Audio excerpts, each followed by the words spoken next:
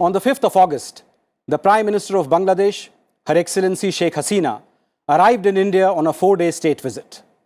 Bangladesh is a very important partner in India's Neighbourhood First and Act East policies. So, in today's episode, we will take a closer look at India's multifaceted ties with Bangladesh.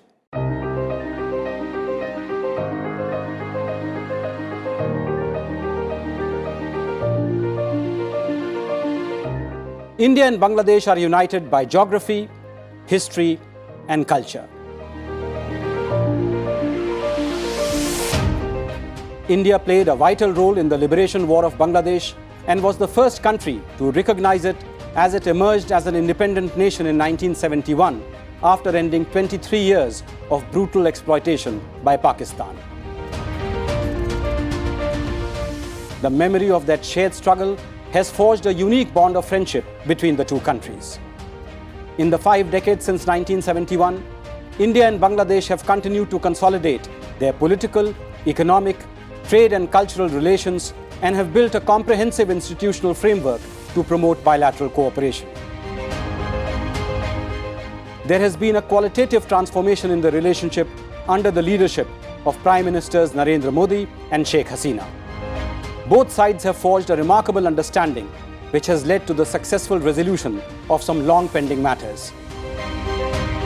The Maritime Boundary Arbitration in 2014 and the Land Boundary Agreement in 2015 ensured that sovereignty and territorial issues were removed from the list of lingering irritants. The Awami League government has given concrete support in checking the activities of Indian insurgent groups and terrorists on Bangladeshi soil. This is particularly important given that India shares a 4,100-kilometer long border with Bangladesh. The growing strategic consensus and trust between the two countries has also led to new initiatives in areas such as defense and security, trade and commerce, power and energy, transport and connectivity, science and technology, cyberspace and maritime affairs.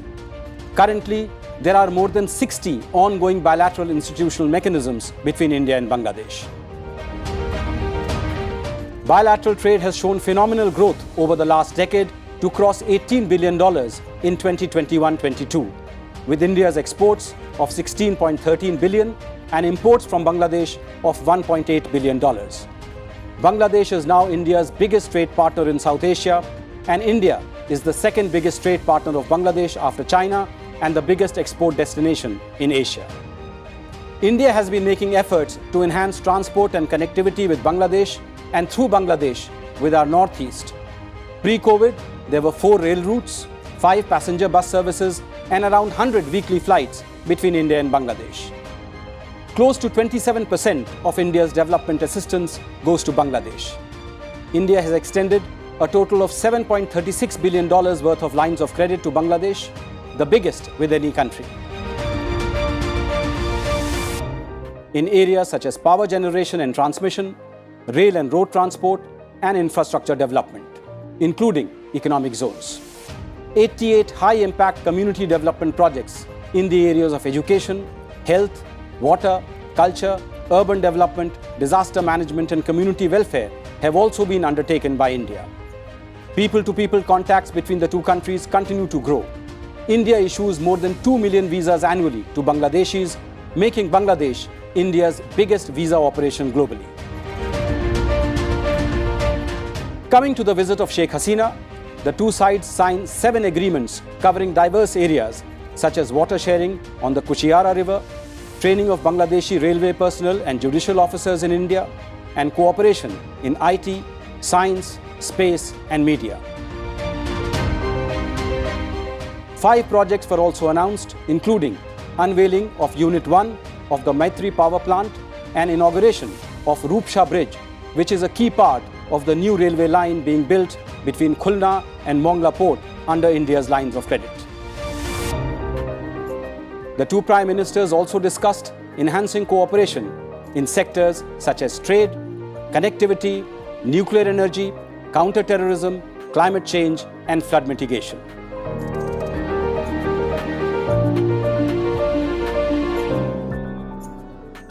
To learn more about India-Bangladesh ties, I now turn to two distinguished experts. Ambassador Muhammad Shahidul Haq is a veteran diplomat and academician who was the longest-serving Foreign Secretary of Bangladesh from 2013 to 2019. He is presently in India as the first occupant of the ICCR Bangabandhu Chair at the University of Delhi.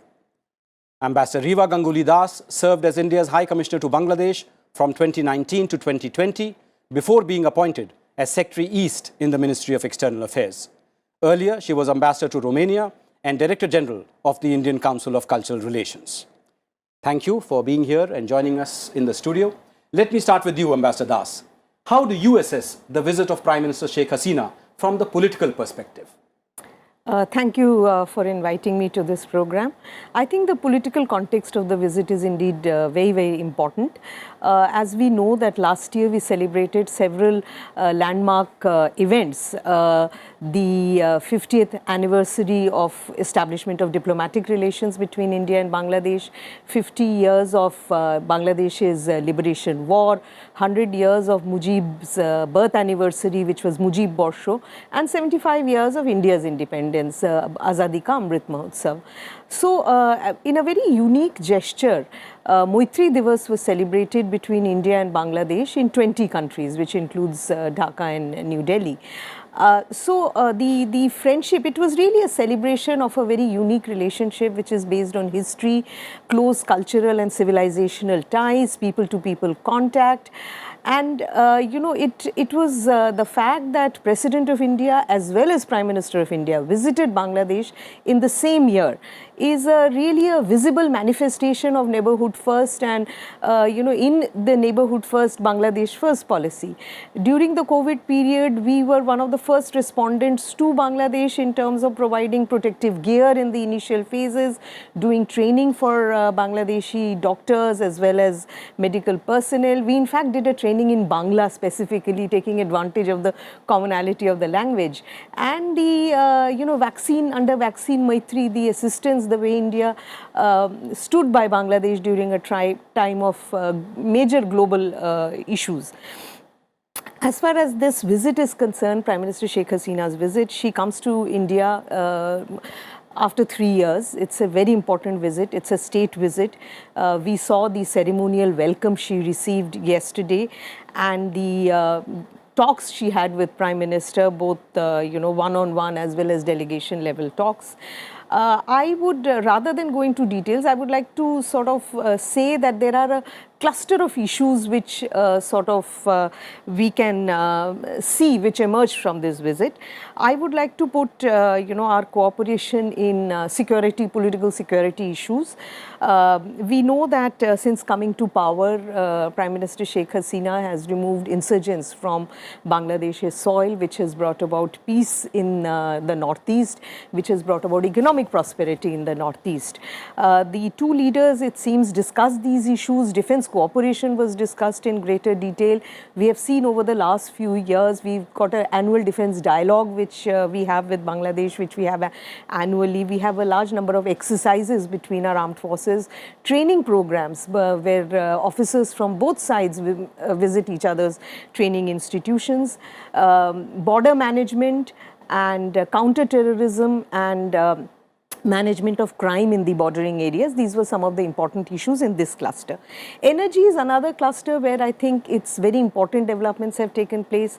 Bangladesh is already buying more than 1,000 megawatts of electricity from India, and we saw that the grid connectivity of Maitri Superpower Thermal Station was announced yesterday, and the Friendship Pipeline, which will bring high-speed diesel oil from Numaligarh to Parbatipur, which is one of the major North Bengal depots, that will also be finished very soon. It's a long 130-kilometer pipeline.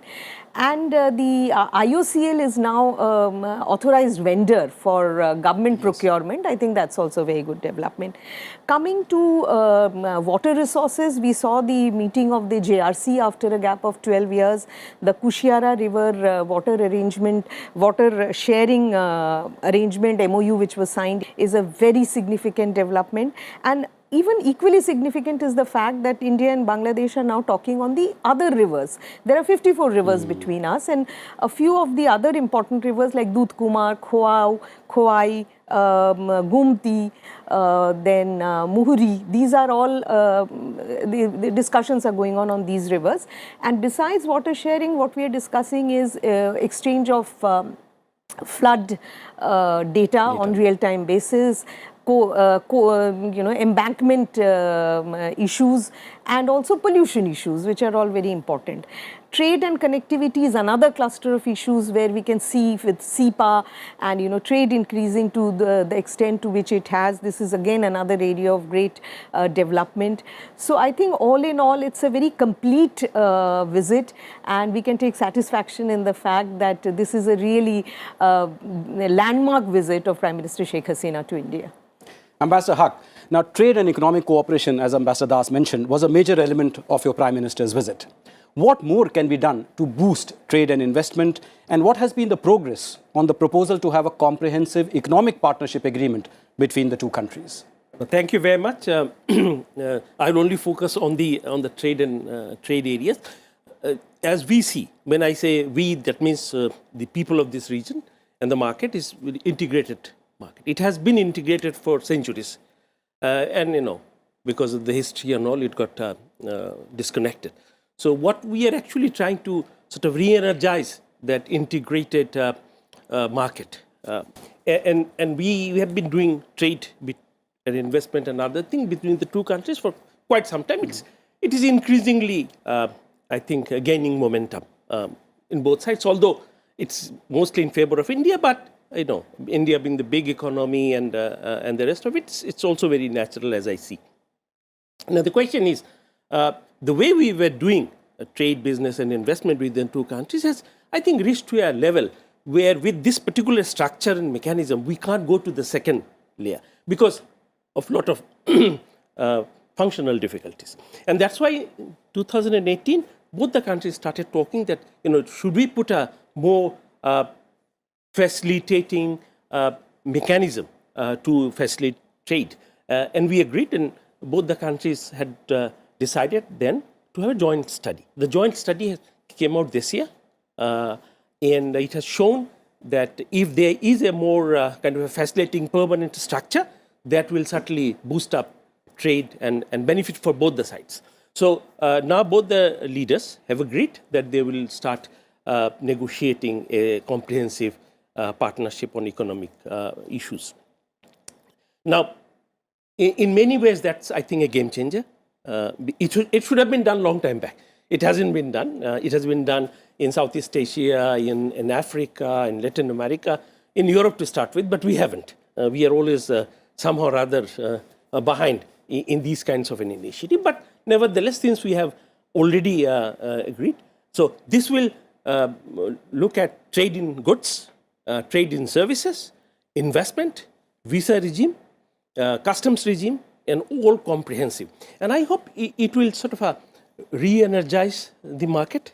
Ambassador Das, now the geographical locations of India and Bangladesh complement each other and present an opportunity for both to further develop their connectivity links. For India in particular, transit and transshipment across Bangladesh is important to boost the economy of India's northeast. So take us through some of the new initiatives that have been taken in the field of connectivity, beyond just road and rail. Well, let me start with a World Bank study on connectivity which has been published recently, according to which Bangladesh's income can rise as much as 17%, India's as much as 8%, and Bangladesh's exports to India by as much as 29% if there is seamless connectivity in this region. And as we know that this also reflects on sub-regional connectivity, including Nepal and Bhutan. So there is, what the kind of projects we've taken up with Bangladesh and the way we work in partnership with Bangladesh, we are really looking at multimodal connectivity projects. Besides, let me start with the Inland Water Protocol of Trade and Transit, which was entered into way back in 1972, which basically revived the traditional water routes which have been used for centuries in this area for trade. And even during the COVID period, we added new ports of call, we added new routes on to the protocol, and now Tripura has a direct connectivity to the waterways of Bangladesh and through which to India. So from Daudkandi to Shonamura, this stretch was inaugurated during the COVID period. And we also realized that, moving goods through waterways is also, met the COVID health protocols, which were so strict at that point of time. The coming to ports, Chattogram Mongla port, we know the trial runs have been taking place. In fact, there was a trial run yesterday on Chattogram port, and once the necessary government regulations and notifications are issued, the whole of Northeast will have direct connectivity to a port, and Bangladesh will earn revenue from that. So that's another very exciting prospect. With the construction of the Feni Bridge and its inauguration earlier last year, Tripura also gets another 80-kilometer connectivity through from Sobrum town to Chattogram on the road stretch. Now coming to railways, we saw the the announcement yesterday of Rupsha Bridge on Khulna Mongla rail link, which is a new brand new rail link, and the Parbatipur Kaunia rail link, again a very important part of connectivity project. The Akhoda Agartala rail link will again a new project which will change the entire landscape.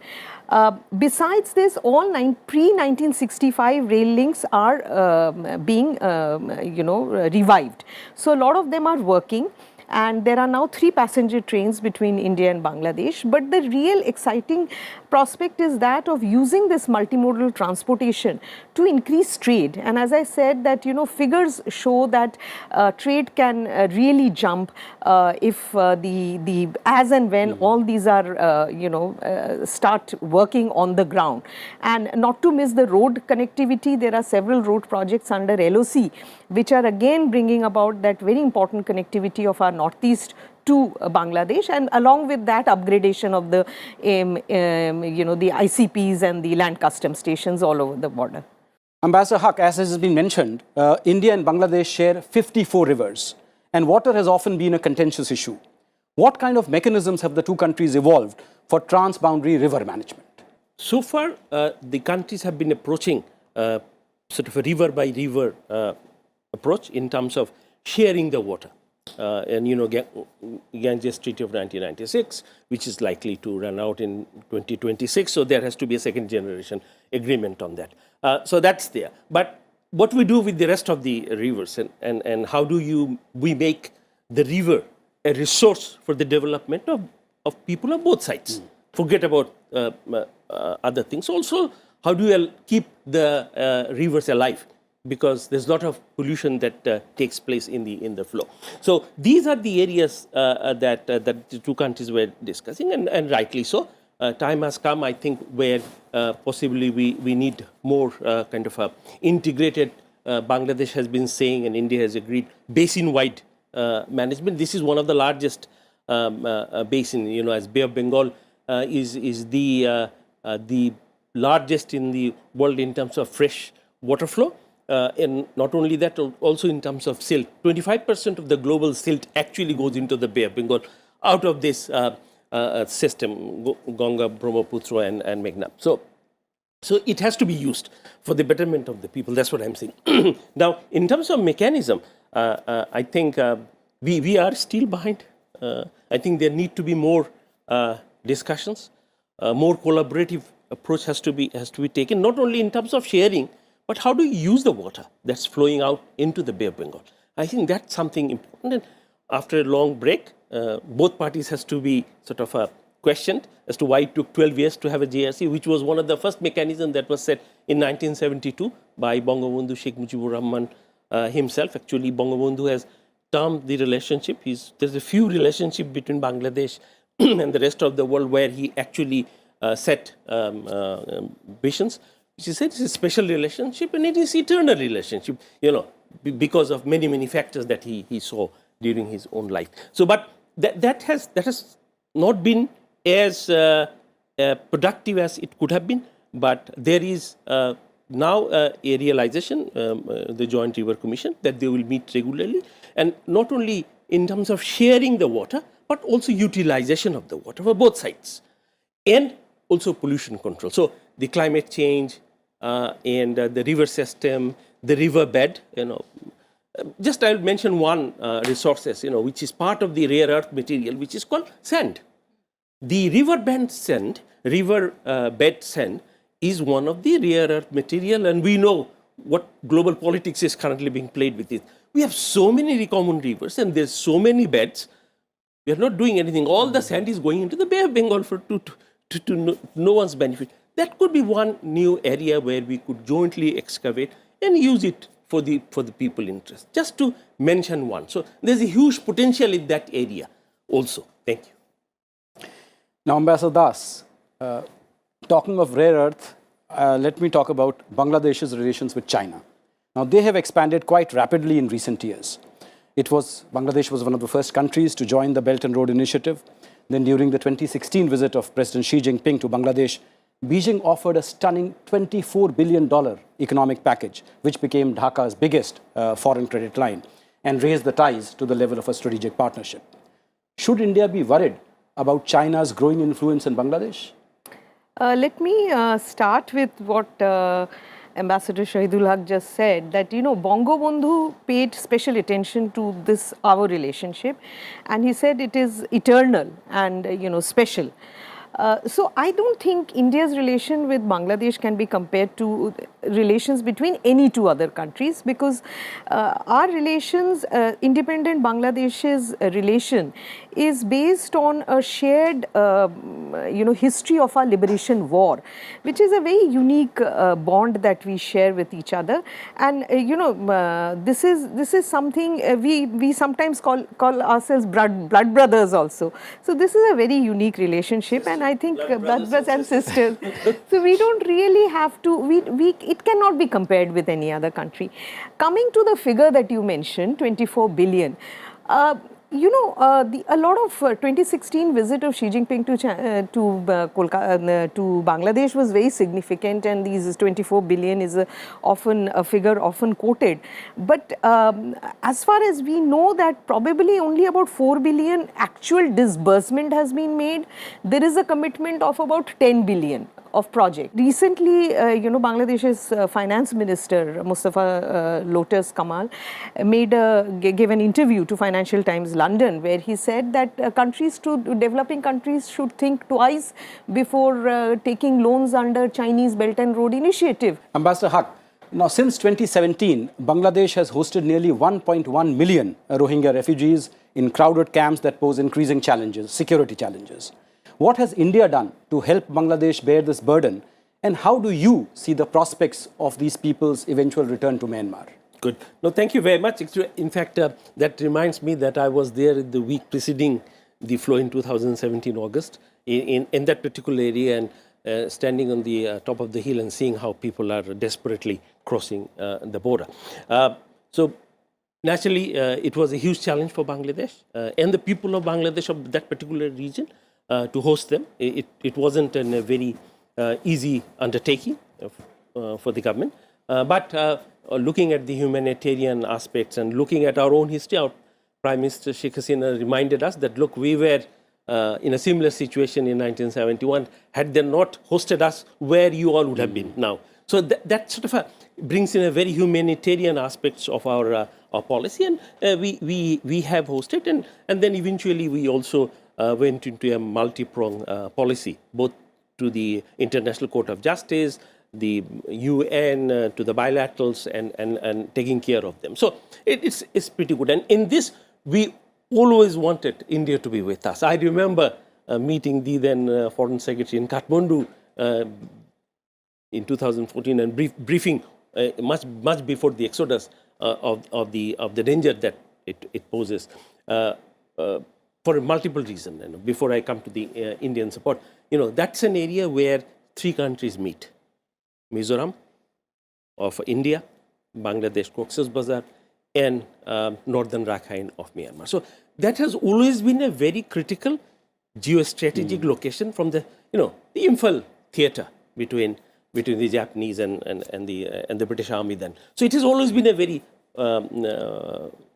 volatile area also, and also because of the smuggling and all kinds of things, the British then decided to put an additional superintendent of police in Cox's Bazar. So it has a history to be volatile. So looking at that, I think the India and Bangladesh both needs to closer collaboration. Our expectation is, India has always stood by during a difficult time, the most difficult time of our life. And I was a young kid, I remember that. Ambassador Das, it is noteworthy that the national anthems of both India and Bangladesh were written by the great Bengali poet Rabindranath Tagore. How does culture provide a shared frame of reference for the two countries? I think it's a huge frame of reference which has not been leveraged fully. I really feel we share history, we share culture. There's so much that we share, much of our music, and not to speak of Bollywood, where, I met so many people in Dhaka who used to take a flight or train just to go and see first the opening of a famous first day, first show on a Friday to a neighboring city. So that's a huge potential, but I think but there are some things that policymakers really need to look at. One is, of course, tourism needs to be promoted. Bangladesh, I must say, has preserved a lot of heritage property which belong to icons of India, like Suchitra Sen's house, then poet Jibanananda Das's house in Borishal, then Tagore's various properties, the Shahjadpur and in Potishore, and in fact his in-laws' house is beautifully protected. So I'm sure people would like to go. So that's one part which can be done. A cruise service started from Dhaka to Kolkata, and which was a luxury liner, and through the Sundarbans, which I think now that we are slightly free from COVID, which should be revived, and more liners should join there. A lot of Bangladeshis go to Sikkim, of course, the closest that they can go to see snow. But it's very sad that Bangladeshi Bengali books are not available freely in India. We need to look at these things. There needs to be more joint production of theatre, more musicals, more exchange of people, more exchange of students. And I'm sure the creation of the Bangabandhu chair will also help promote more academic cooperation between India and Bangladesh. Ambassador Haq, now Bangladesh will graduate out of its least developed countries LDC status by 2026. Bangladesh's socio-economic performance under Sheikh Hasina has been lauded globally. Just 15 years ago, in 2007, the per capita income of Bangladesh was half that of India. And in 2020, you surpassed India. So how did you do it?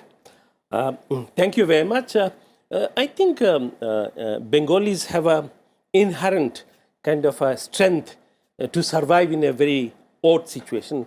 I remember in 1971, after we got liberated, I come from a fairly modest, affluent society.